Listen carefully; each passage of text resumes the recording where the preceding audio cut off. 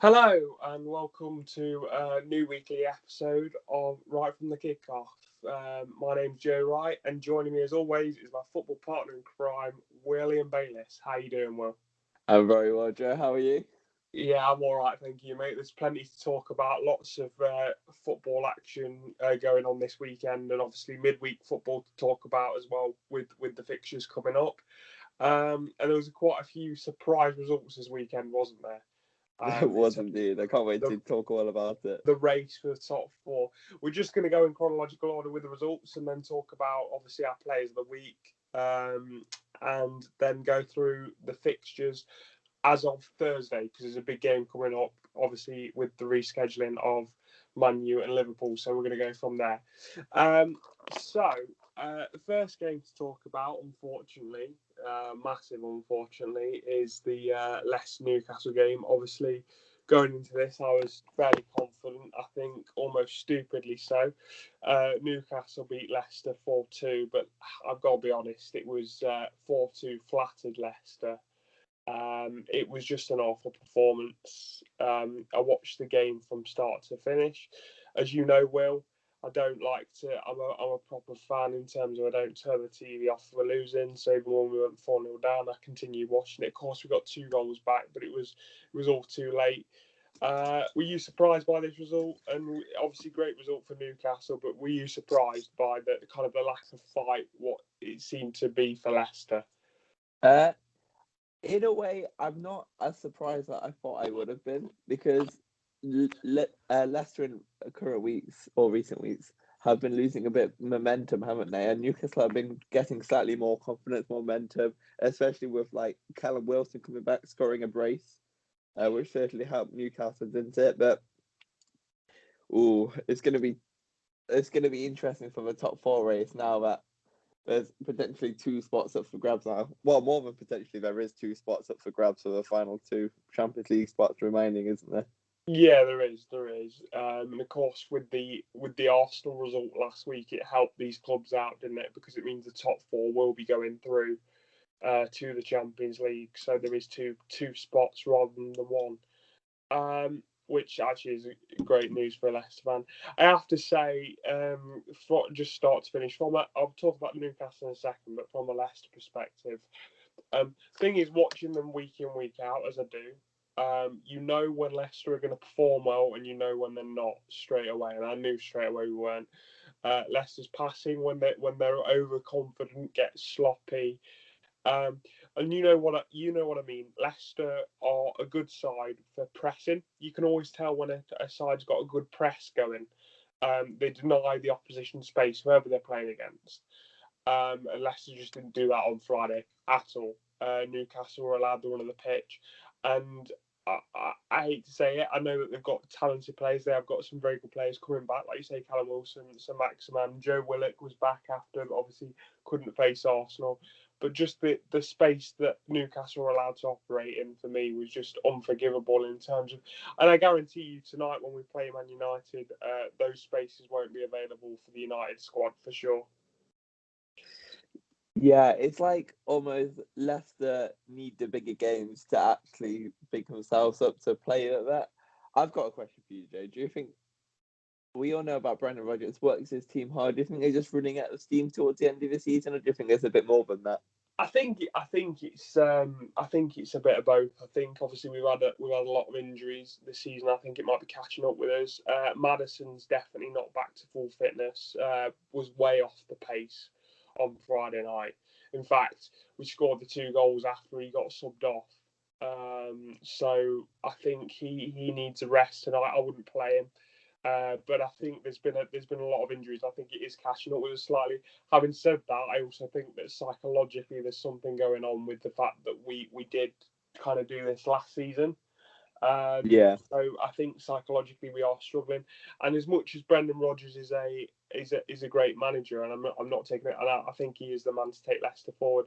He has got previous not only for Leicester last season, but you think about the potential title winning season with Liverpool. You know he has got potential for being a bit of a bottler at this stage of the season. Um, yeah, that's the so thing, isn't it? so it's not shaping up great. But I think I've got to be honest with you. I'd rather have these 3 games against 4 games, twice against Chelsea, obviously in the FA Cup final. I'd rather have these type of games now than I would do against the smaller teams because Leicester always seem to manage to pick up their performances against the bigger teams. You you think about it, if we beat United tonight, we'll be doing the sweep of the so-called Super Six in terms of beating them at least once this season, and that's not including the FA Cup win that we've already got over United. So I'm not saying I'm feeling confident because I think United do go into this one favourites, but I'm more confident in terms of I know that we can't perform worse than we did on Friday. You'd hope not. Well, I hope not. But if we perform at the same standard, Man U will beat us 6-7-0. I'm not even joking. It was that poor. But yeah. Anyway, moving on to the next game, we've got Leeds Tottenham. Now, this was kind of I say a surprise result, not really. 3-1 Leeds. Did you manage to catch this game, Will, and what did you make of it? It was an interesting game because at one point you thought it could have went the other way, didn't you? Because originally Leeds went ahead through Dallas, which was very good for my fantasy football, to be fair. And then obviously Tottenham got the equaliser, but then Kane VAR again. Kane thought he'd scored. It was so. I think it's one of the tightest ones you would have seen all season. We see it time and time again. I looked at that and I was actually in the gym at this point watching it on my phone, and I had a Leeds fan with me in the gym, and I said to him, I turned to him and I obviously saw the image, screenshotted it, and walked over to him and was like, mate, I know you're a Leeds fan, but that's not offside. It wasn't offside for me. I know they've got to draw the line somewhere, but I think the quicker they bring in this daylight rule, the better for me.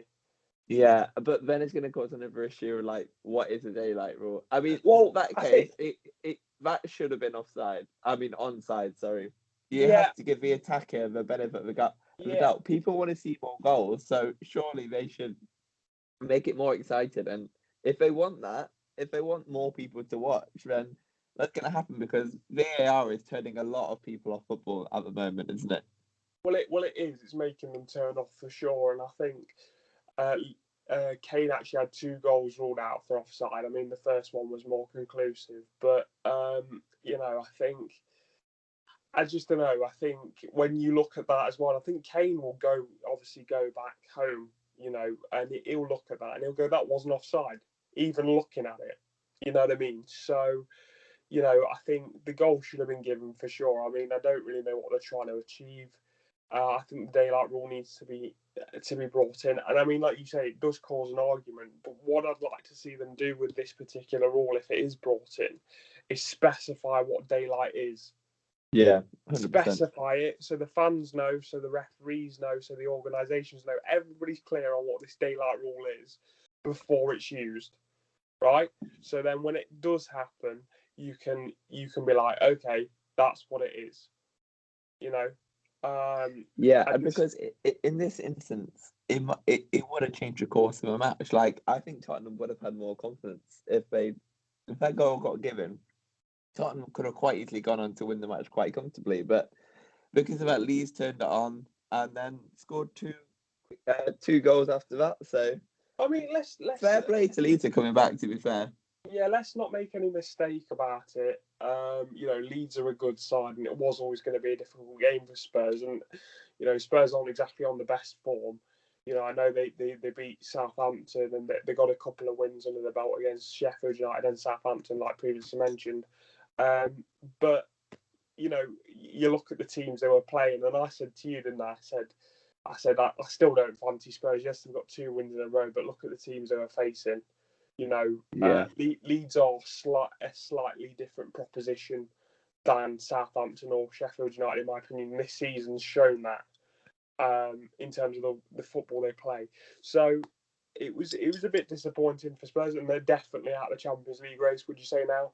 100%. It's going to be. They need a miracle to happen. Well, I mean, they're 7 points behind Leicester before the game. And obviously, both teams lost, so still 7 points. But if Leicester pick up kind of a win in the last 3 games, it's over. They can't catch Leicester, and I think Leicester are going to be the team to catch now.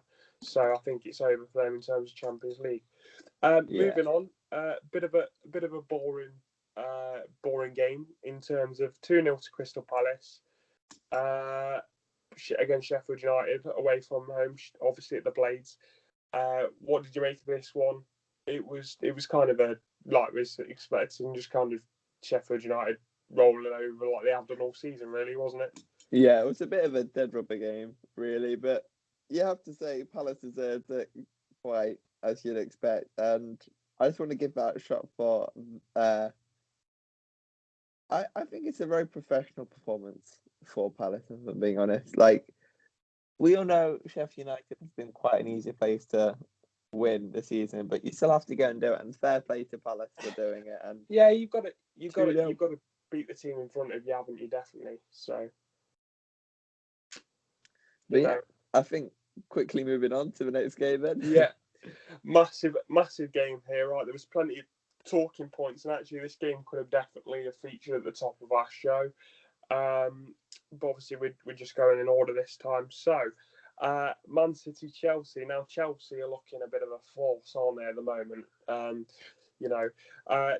They won this one 2-1. There's plenty of talking points in this game. I mean, I know you watched this one as well, Will. Man City went 1-0 up through a Sterling goal just before, kind of about 5 minutes before time, and then Aguero gets a penalty. And I'm not a big fan of these. Tries the old Panenka penalty. What did you make of it? It could have gone 2-0 up, and then oh my god, Chelsea obviously take the lead second half. About sort of 10 minutes to go, they take the lead through an Alonso goal, well taken goal, and then Man City should have, in my opinion, had a penalty towards the end. But I mean, the first penalty was awful, wasn't it? I mean, yeah, especially when you're talking about Aguero being the striker that he is. What did you make of it all, this performance? But I think again, Tuchel needs to get some praise because going into the Champions League final as well, he's faced Pep twice, beaten him twice. Psychologically, that's got to have a great impact for the players and the fans. Yeah, I mean, let's go back to the penalty first of all. Like, we all know he's getting to the end of his Man City career. It's highly publicised. We all know it's going to happen.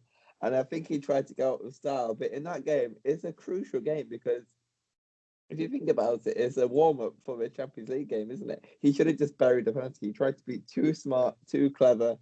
And Mendy just read it completely. He half-dived onto him and just like scooped it up because it wasn't the best Panenka you've ever seen, let's be real. Like, no. If you're going to do it, not the first. I never think. Yes, sorry, Joe. Sorry, first reaction I had when it was taken was just hit it. You know, when I saw him just play it into the keeper's hands, I was just like, just hit it. You don't need to be fancy about it. You know, and at this point, they're 1-0 up, so he's got a bit of a smile on his face when it doesn't pull off. But at the end of the day, I think if Man City go 2-0 up, Chelsea don't come back. Yeah. So, and I mean, I know that sounds, but goals change games, don't they? Yeah. I think if Man City go 2-0 up, go in half time 2-0 up, they go on to win the game. You know, and they've still got to win the Premier League title. I know they're probably going to do it. I mean, it's all but certain. But you know, you want to get it done as early as possible, surely. I mean, yeah, you really do. I think now it adds more pressure on them for remaining games, and it puts more influence in that Champions League final against Chelsea. Chelsea might just have the edge because you're like, we can do this now. Like, we feel confident. You know what I mean? I fancy Chelsea for the Champions League final, and it's purely because that, like I say, Chelsea have beaten Man City twice recently, so it's not like they can't do it. You know. Yeah, we're sitting there going, oh, again, most teams, Man City, you're sitting there going, oh, you know, it's Man City, so you'd be lucky to keep it down to 2 or 3, you know. But with Chelsea, they've beaten them twice, once in the FA Cup semi-final, and then again in the league. So for me, I think the impetus is definitely with Chelsea. But no, fair play for them for coming back. And again, Tuchel's been one hell of an appointment, hasn't he? Let's be Yeah, honest. and I mean, I think he's a late contender. If he wins the Champions League and finishes in the Champions League spot for next season, which you think he might do, then he has to be in the running for Manager of the Year. I know I said that about David Moyes now, but West Ham are a bit shaken. True. How he's come in and changed the squad so quickly, it's just unbelievable. And you have to fancy him now, don't you? yeah, you really do. Right, moving on to the next game, massive game for the top four race. Liverpool pulling this one round 2-0. Good win, good form, and they're looking strong. And they could just sneak it, couldn't they? Yeah, I mean, I have a feeling they might, if I'm being honest. I think they were shaky towards the middle of the season, but you still have to think that Liverpool might still give it away. I don't know. Yeah, I think it'll be interesting. It's really hotting up, isn't it, for the top four? It's Let's look at the table, shall we? They're currently yeah, sixth place, but they have a game in hand on West Ham and Leicester. So if they win the game in hand, they'll only be 3 points away. And Leicester are playing Man United, aren't they? yeah. Well, it's not even that. It's the fact that Leicester are playing Man United, Chelsea, and Tottenham to finish off the season. So they've got three hard games there. It's not like it. As soon as it's not like we get United out of the way and then we've got someone at the bottom end of the table. It's three hard games. So Leicester definitely out of the top four race. They've got the hardest finish for sure. Yeah, 100%. And we'll never know though, because if Liverpool lose their game in hand against Man U, which they might do, and Everton win, Everton will go in front of them as well. So you just, I think there's more twists and turns yet to come, isn't there, Joe? Yeah, do you know what though? I mean, obviously we'll talk about it later, but Everton's win against West Ham it means that they're still in the conversation. They're still in the conversation at this stage. We Who all would have thought it? Eh? yeah That's huge. we all wrote them off. When they went 11 points behind Leicester. But if they win the game in hand, they're only 5 points behind, and obviously with Leicester's fixtures, they could. But I mean, the only thing that's going in Leicester's um, favour at this point is the rest of the teams do need to win games. Yeah, that's the They, thing. they have to win games. I mean, I think you'd still rather be in Leicester's position in the fact that they've got the points on the board. Yeah. Um, you know, Liverpool need to win against United. Liverpool need to win the last three games, so it puts a lot of pressure on for everybody else to win those games. You know, and I mean, speaking of which, I know we're going to skip one. This is going on to later on Sunday, but I think it kind of goes well into this. So 2-0 for Liverpool, good win. They had Southampton had a couple of opportunities though, and I think you're always going to get a couple of opportunities against Liverpool with the defence they've got at the moment. But yeah, 2-0 good win. I want to just quickly move down a couple of games. I know we said we're going to chronological order, No, but that's we're going fine. on to the West Ham Everton game. I mean, this was massive for the top four race, wasn't it? Yeah, it has Um, huge implications, isn't it? And Calvert-Lewin again, he's done it time and time this season, and he's just shooing for the Euros now, surely. I've never honestly I've never celebrated another team's goal more. I've honestly never celebrated another team's goal more. It was slightly embarrassing, I know, but when Calvert-Lewin put the ball in the back of the net, I was almost, the little, the thing that Sky Sports do with the little Everton thing in the corner, and obviously West Ham, and it shows you the score in the corner. I almost saw a Leicester thing there. That's how important that result was for us. Because as much as obviously Everton are still in with a shout, I'd much rather have Everton have won that game. Yeah, but Obviously, so. West Ham they bossed the possession. They had 69% of the possession, which is a huge margin. They had 11 shots, but they didn't have one shot on target in the whole game. And They weren't clinical enough, mate. They no weren't, way. and I mean, they had a couple of opportunities. I thought Lingard, we've been speaking his praises a lot on this show over the past couple of weeks / months, and I just thought he had a bit of an off day. I wouldn't say It was always Antonio. going to happen at some point, though, wasn't Yeah, it? I wouldn't say that Antonio had an off day, but the defence marshalled him very, very well. Yeah. You know, I think Everton, credit to Everton, because their defence was on it. You know, as much as they had the small amount of possession, when they weren't in possession, their team worked really hard, and you could tell they wanted it as well. Like, Yeah. they 100%. got in front. You know, Calvert-Lewin, like we say, he took his goal very well. And then once that happened, it was a watertight defence, really, wasn't it? Yeah, For a lot 100%. of it. Fair play to Everton. They're in the race still. I think they should at least be targeting the Europa League. Oh yeah, no, season. I think they'll get Europa League now. I think they will. I think they'll finish. I personally think they'll finish above Spurs. Do you think they'll finish above Leicester? Not Everton. No. I think Everton have got too much to do to catch Leicester. Everton aren't. I don't mean any disrespect, but Everton aren't really in the back of my mind. Because again, we win tonight or we get a couple of points and Everton are out of the conversation. And I still stick to this. I don't think Leicester are going to lose all the last 3 games. I don't. I think Leicester have got a too good a squad to lose the last 3 games. I'm not saying they're going to win them all. I'm not even going to say they're going to get a win, but they'll get a couple of draws, I think, at least. Yeah. So everybody's talking about it as if Leicester are going to lose these last 3 games. I don't think that's the case. But we'll soon find out, won't we? We'll soon find out. But anyway, moving back on to chronological order. So to start the Sunday kickoff, it was Wolves Brighton. Wolves won this one, and it was really weird because Lewis Dunk was the player of the day, wasn't he, in terms of talking points? Because gets Brighton up 1-0 with a good corner. You know, classic Lewis Dunk header from the corner. Great header. They were bossing it from the corners. They could have scored 2 or 3 from corners in the first half. And then, of course, young lad Silva for Wolves gets through. Lewis Dunk takes the red card and purposely yanks him down, denying a goal scoring opportunity. It was so stupid, though, wasn't it? If you think about it, you don't have to do it. It was a stonewall red card, wasn't it? I mean, there was no arguments, and obviously, so because he pulled his shirt. He did pull his shirt.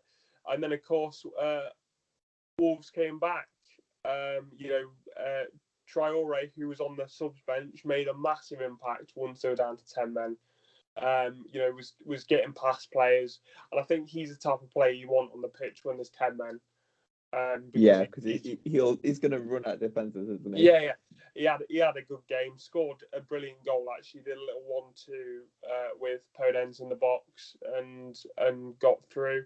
And then White Gibbs, young lad, scored the winner. But I felt up until the sending off, Brighton were massively, not just a little bit, massively in the ascendancy. And personally, I think if Lewis Dunk had stayed up, even if Silva had scored that goal, I think Brighton could have gone on to win the game. Yeah, that's my point. If you take a red card, you're just throwing the game away, aren't you? Yeah, you are. Ridiculous. You are, and Lewis Dunk made the decision. And it's not like he made the decision and it was 85 minutes. There was more than half an hour on the clock at this point. Yeah. Do you know the strange thing is, when Dunk scored, I was like, Dunk has been on fire recently. Surely he's just shooting for Euros. And when he's got the red card, I was like, that might be why. Yeah. He's not. You know what I mean? Yeah, I mean, we saw both good and bad sides to him. He's a great defender, and the thing is now as well, because it was a straight red, he's out for the rest of the season. So that's annoying for Brighton. But luckily, as we'll find out later on the results, that doesn't really matter for Brighton. Right, so going on to the next one, Villa versus Man U. Man U won this one 3-1, all but confirming their Champions League spot. I mean, it was never in doubt, was it? No, but it's a story of Man United season, wasn't it? Yeah, well, I mean, especially away from home, they tend to go 1-0 down. You think back to you could name several matches away from home 1-0 down and come back and win the game, and they've not lost now in 25 away matches. So it just kind of shows you what Ollie's doing there, and actually, Man U are moving in the right direction. We've all had our opinions on them, and when you're comparing them to Man City, of course they look average, but so does everybody else. Yeah, You 100%. know, so Man U are moving in the right direction. I think the fans will be fairly happy with the way things have gone this season, especially with the Europa League final coming up, which of course will be played against Villarreal. So you know, there's chance for silverware there. They're going favourites, and I think you know it's been a good season for United, all told. Really, would you agree? Yeah, overall it really has been. But this game has been just Man United all over. First they go a goal behind, which you normally see, but they come back and then you have a trademark Bruno Fernandes penalty. So overall, it was a classic Man United win, I wasn't it, for mean, the season? do you know what made me laugh? And I don't mean this harshly, but obviously the Aston Villa manager, you know, he comes out after the game, and this did make me laugh because Pogba does go down easily, but he is pushed in the back. So for me, it's a penalty. In this day and age, it's a penalty, right? Yeah, And of course, Ollie Watkins, you know, singing his praises last week, and saying, you know, he should get into the England squad. Obviously, get sent off for diving, second bookable offence oh, that was at ridiculous. the end of the game, and their manager has the audacity to come out and go, you know what, Paul Pogba diving, getting pushed over easy, this, that, and the other. And I'm thinking, mate, it's not the right time to say it when your centre forward just been sent off for diving, and also it was a penalty. It was a soft penalty, but it was a penalty. Yeah, So, I mean, I'm usually one to be like, oh man, you get penalties for easy. But if you watch the game, it was a definite penalty. Whether you like it or not, that's the rules of the game now. You can't go to be through, fair, you yeah, can't 100%. through your man to win the ball. Yeah, and to be fair, I know Man United have a lot of penalties, but most of them you can't really argue with the fact that they are penalties. It's because they get in the boxes, they create the opportunities, and they draw the foul, and you can't really argue with it, can I you? If they're think clear fouls, you know. yeah, let's be honest though, as neutral fans, it's because majority of fan bases don't like United. Yeah, I So can't every disagree with time that. Man United get a penalty or they get something in their favour, it's like, oh, the referee was wrong because you know it's United. Everyone gives them because it's United. Yeah, at the end of the day, like you say, most of the penalties they do win are penalties. I mean, there's always going to be contentious penalties. There always is, but I could name two or three penalties that Leicester have got this season that have been contentious. Yeah, You know, what I'm trying to say is every team has those penalties where you go, I'm not really sure about that. So it's not just United; it's just it gets more highlighted because they've won the most penalties. they But I have think won a lot. it's because it's down to the way they play. Like you say, they get the ball in the box. Yeah, So exactly. you know, it is what it is what it is. Right. Moving on. To the next game. So we've obviously already done West Ham Everton. Now last game on the Sunday, and this kind of goes in quite nicely because these two teams were relegated. The two games we got. So Arsenal v West Brom. West Brom relegated. Sam Allardyce's first relegation as a Premier League manager. What did you make of it? I mean, it was always going to come, wasn't it? At some Yeah. point, it was just going to be whether it was going to be this week or next week or the week after that. But I mean, do you feel sorry for them in any way, or do you feel like that they've had this coming? Did they pull the trigger too early, too late? What do you think West Brom needed to do to kind of stay up? I think they should have kept hold of Village because he wasn't in the relegation zone when he got attacked, was he? No, Um, no. but for credit to Arsenal, their youngsters are shining at the moment. I know we've had a conversation midweek about it, but Smith Rowe's finish was top quality, and along with Saka, I just want to touch on um first of all, the reason why they have a really good reputation is because they produce so many players, like so many youngsters, Okay, more than most. me and you disagree with this one massively. And I know where this is coming from. I'm definitely in your brother's camp on this one. So continue, but I disagree with you on this. First of all, goal scorer against Leicester, one of them was Willock, who's a young coming player on Yeah, loan from what club? who they've Arsenal. loaned out because they don't trust. So yeah, that's a great academy. That yeah, that's Because a he's a nice one. youngster. I don't want to get rid Most of. youngsters go to the Yeah, Championship, to be fair. yeah, okay. Smith Rowe, I think he's going to be a good player when he's older. Same with Saka. You can't argue with a Saka one. He's already in the England squad. Um, I know Nketiah is an interesting one, but he still has the potential to be a good player. A joint highest scorer for the England under-21s. They've got a lot of good young players, to be fair, coming through, and I think they have a reputation for a reason, and fair play to them. Yeah. Okay. Well, I'm gonna agree with you to a point of they're good players. They're good players, and they've got good potential. I don't think any of them have got potential to be world beaters, and that's the point I'm trying to make. Arsenal have relied heavily on the youngsters this season because they've not had the kind of their old guard, so to speak, haven't been performing. You look at Lacazette and Aubameyang, and don't get me wrong, these are good players, but they've not performed this season. Let's be honest. But we are talking about a group of players, and yes, I understand they're young. I completely understand that. They are young and they're playing for Arsenal. They're playing for one of the biggest clubs in the world globally. But if I'm going to look at it, Smith Rowe, he's played really well in certain games, but disappears in the most important ones. Saka again plays really well in certain games, but disappears in the more important ones. And Which games? In Nketiah, well, Villarreal, where were they both over the two legs? It was Arsenal's defining seasons. Arsenal season defining, and they disappeared. So for those two games, I don't need to reference anything else other than that. But if you want to look at their performances against the top six, all right, against Chelsea they played all right when they were under Frank Lampard. But other than that, they've been non-existent against top six, and that is why they're sitting ninth in the league and not going to get Europa League. Like, let's not forget that that's where they are in the league. That's where they are in the league. They're not going to get any European football or any kind of winning competitions this season for the first time in 25 years. Like, this has been an atrocious season for Arsenal, especially with it being Arsenal Football Club. I'm not saying so. Why is that because of the youngsters? What's that got to do with that?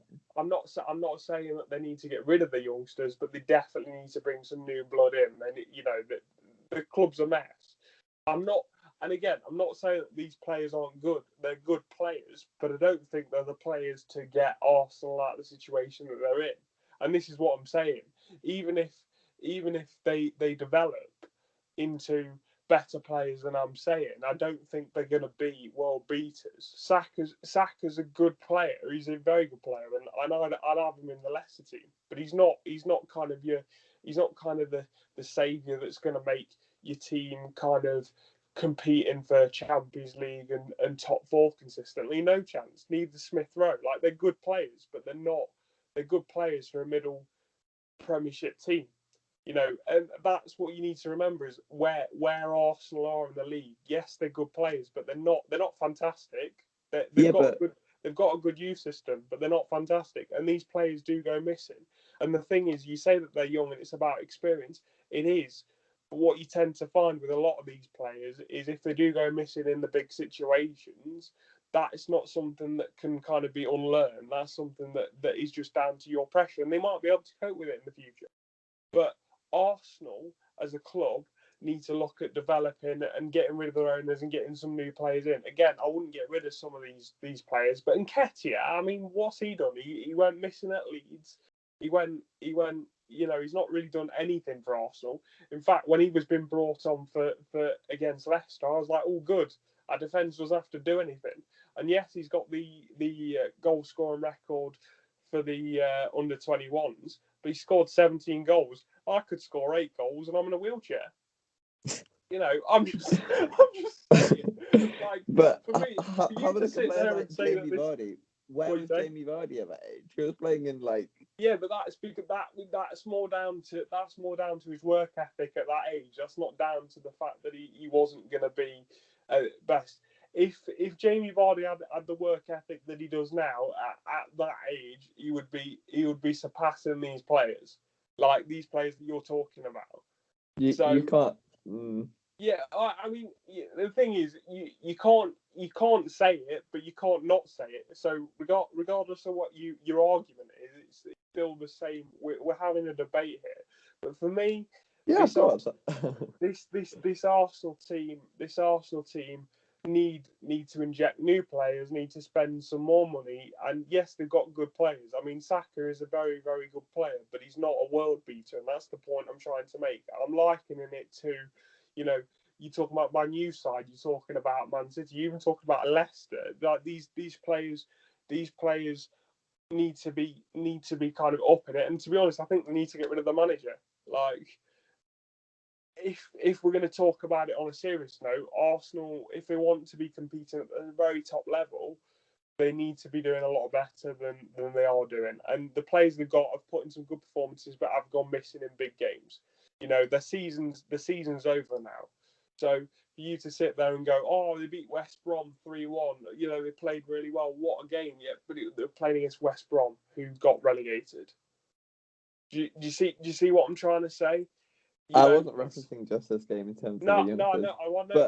I know you weren't. But you look at the games that you're referencing and look at the games that I'm referencing in terms of, like I say, Villarreal was Arsenal season, and they didn't do anything. They went missing.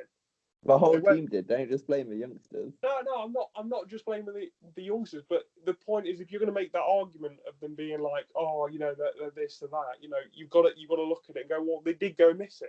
The whole team did, but they're also part of the team. So I don't Well, really know what you want. Really don't know what you want me to say, but you're not going to convince me that they've got an amazing academy just because they've had a couple of players push through because the managers felt forced to use them. Like that's let's be that's honest. unfair. You can't say that. But Well, no, let's leave it there because I he don't has think we're been going to forced. agree. I want to put this over to the audience. What do you think? Please comment below and Yeah, your argument because I'm definitely. really interested to see the overall picture of it. But What you guys he think? has been just going on to that. He has been forced to use them because Aubameyang and Lacazette and other players like William just haven't cut the mustard. So the old guard, Lacazette, haven't been great this season. So he's had to play the youngsters. There was a period, it was about first 10 games of the season, he wasn't playing them because he thought, oh, you know what, I can use kind of my more experienced players. They started playing very, very poorly. So he's felt like he's had to chop and change it and use them. He's felt forced to do it. So that's actually an actual fact coming out of his mouth. He said that he's had to use the youngsters because obviously there have been sort of, as he's put it, lesser performances. So that's not me kind of plucking that out of thin air. That's come out of the manager's mouth itself. So you saying I don't think that's fair? It's true. He said it himself. Okay. Well, I'm glad that we've had something to disagree on for a change of Yeah, the podcast. But shall we move on? definitely, yeah. Right. So, okay, and then moving on to the next game. So obviously West Brom got relegated. You know, they didn't do enough this season, and then we've got Fulham lost 2-0 to Burnley. Now Fulham go down with a bit of a whimper in the end. We really thought they were going to stay up, didn't we? At one point, Yeah. even up to about a month ago, we were like they could still do it. You know, they're looking okay, and they just had an atrocious run of results. What did you make of it, Will? I think, well, Wood again scoring us 8 goals in 8 games for him now, and he's really coming into his own. So it was always going to be a hard battle for Fulham, but they have really gone down with the one, but haven't they? Now relegated teams are confirmed, so the teams above Southampton, Brighton, and Newcastle can all breathe easy now, can't they? It's Yeah, been a tough season, hasn't it? But all 3 teams, they deserve to go down overall, haven't they? yeah. I mean, they've been the 3 poorest teams by quite a way. You look at the fact that I think Southampton are now kind of the closest to the relegation zone, and they're on 37 points.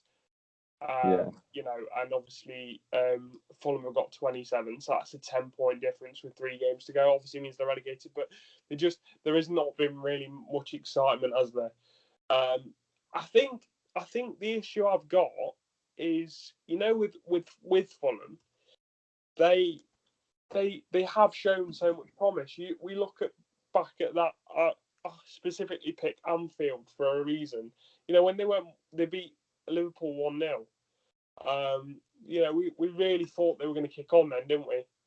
Yeah, we really And did, but they just didn't. they just didn't. And I feel for Scott Parker. I think he's actually done an okay job in terms of trying to rally his players, saying the right things. I mean, he's a candidate for the Spurs job. What would you be thinking if you're a Spurs fan and you're hearing that? Because obviously he's just got relegated with Fulham. Has he shown enough to get the Spurs job? I mean, For me, no, not yet. It hasn't got enough experience. I know he's got Fulham promoted, but so what? yeah, So I don't think he's done enough for me to and warrant the Spurs job. they've come straight back down, haven't they? Yeah, Interestingly enough, the the bookies' favourites now isn't Brendan Rodgers. Brendan Rodgers has gone from, I think it was 3-1 at one point to now 12-1. So he's no longer a favourite. you can Um, breathe easy now. yeah, I can. But Graham Potter's as short as 8-1, just to give people an idea. And then of course, I think Scott Parker is kind of the leading one in the Premier League managers because there's a couple of foreign managers who actually eclipse that. But Scott Parker is 15-2. So it's looking like it could be a foreign manager coming in for the Tottenham job. I mean, it's just going on to Tottenham. I know we've spoken a lot about them, but they are a club in a little bit of turmoil. Who needs to come in and take them forward to get them challenging for top four again? I think they need a manager who will bring exciting football. That's what the fans want to see. But it's always a tough one. But fans always want your team to win in style, don't they?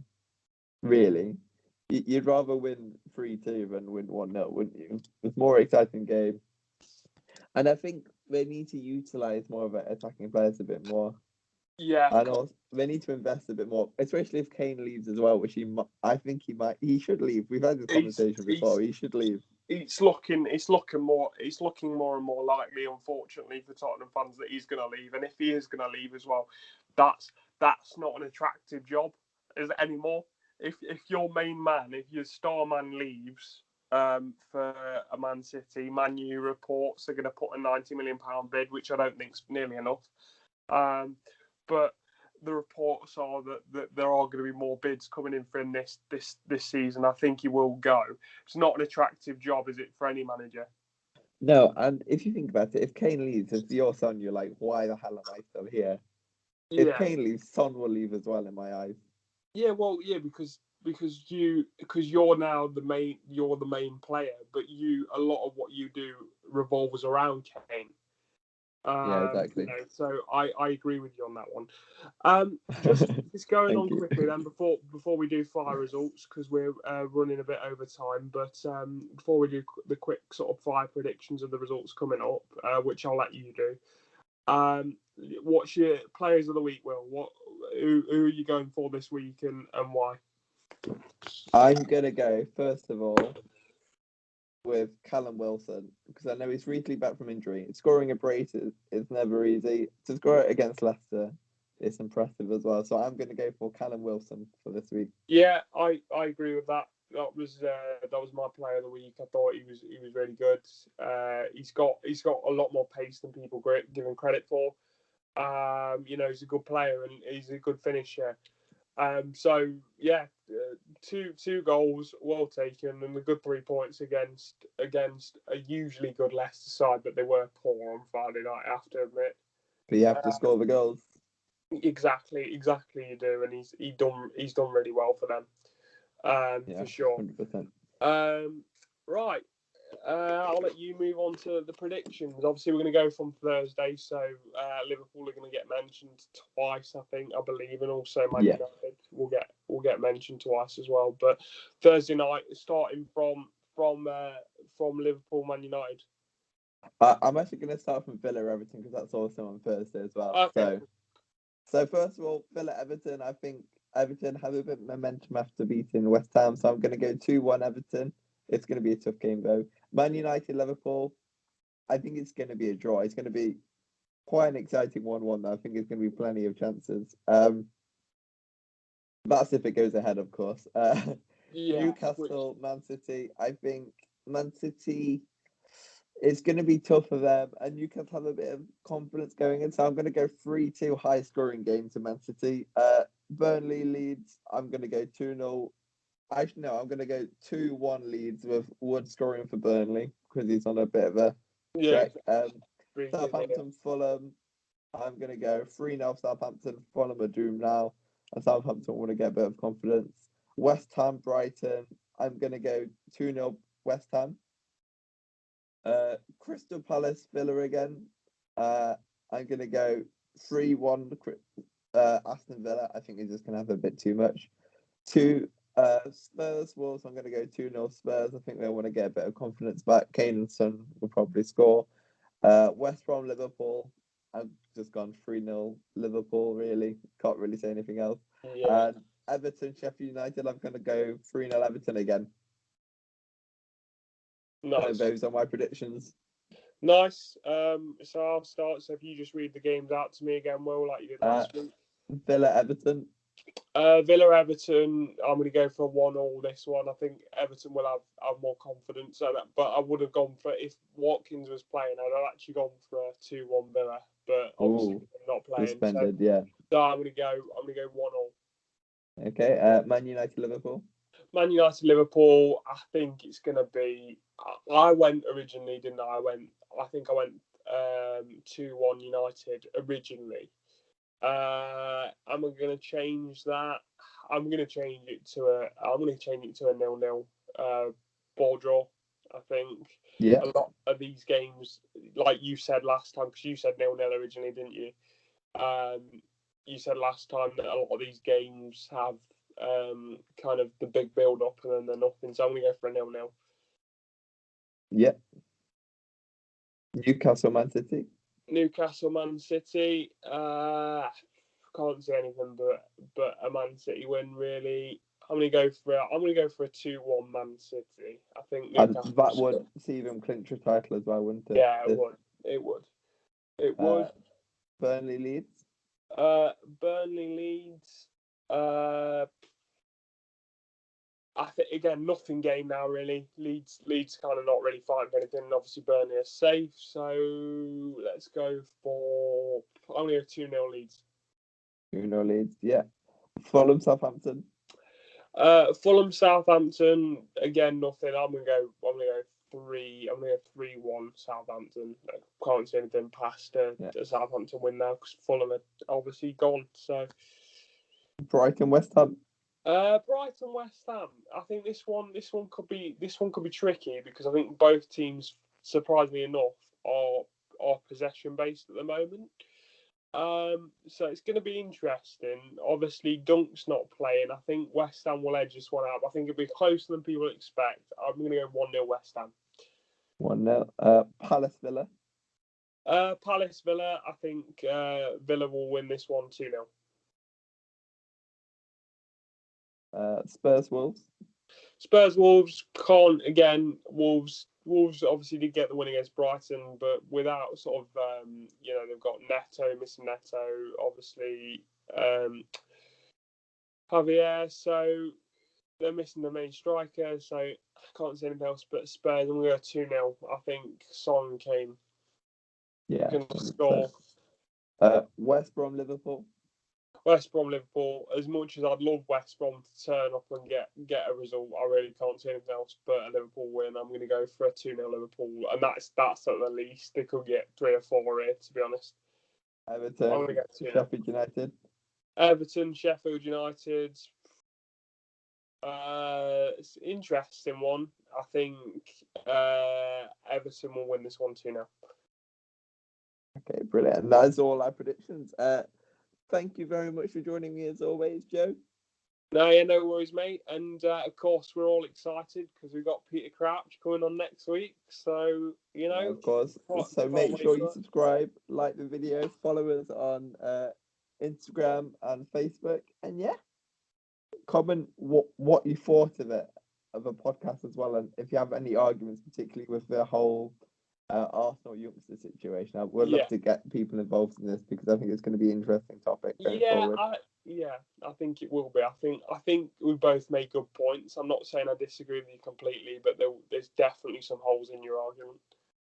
And yours too, Joe. But that's what we thought about it. And always, I'll see you next week and see you later, Joe. Yeah, see you in a bit, mate.